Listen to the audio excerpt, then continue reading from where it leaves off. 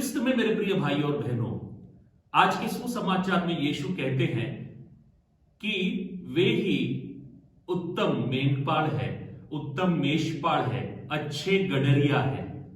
मेरे प्रिय भाई और बहनों, इस तथ्य को समझने के लिए हमें इज़राइल की पृष्ठभूमि समझनी होगी।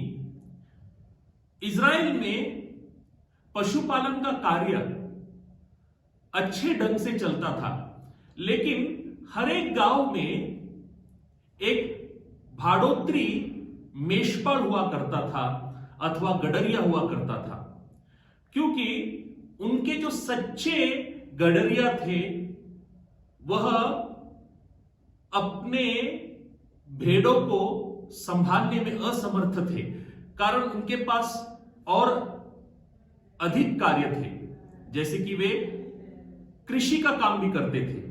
और ऐसी परिस्थिति में हर एक गांव में एक भाड़ोत्री मेषपाल हुआ करता था, गडरिया हुआ करता था, और उसके साथ एक समझौता था। वह भाड़ोत्री गडरिया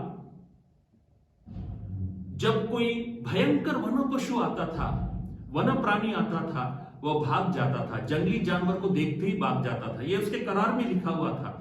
समझो शेर आया, तेंदुआ आया तो भाग जाता था। उसके करार में भी यह लिखा था, समझौते में भी यह लिखा था। उसको केवल कुत्तों से लड़ने की जिम्मेदारी थी, उस पर उतनी जिम्मेदारी थी कि कुत्ता आया या कोई दूसरा वन प्राणी आया जो हमला करता नहीं, उसके साथ ही लड़ने की जिम्मेदारी थी।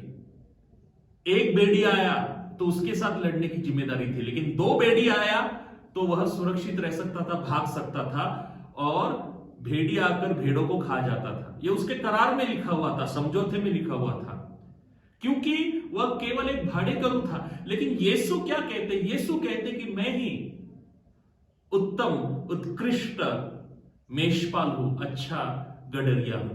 मेरे प्रिय भाई और बहनों, इस जगत में भी ऐसे बहुत सारे गडरिया है जो हमें यीशु से दूर ले जाते हैं, जो हमें इस संसार के मोह माया में फंसा देते हैं। लेकिन यीशु हमसे कहते हैं कि मैं ही अच्छा गडरिया हूं, मेरा ही अनुगमन करो।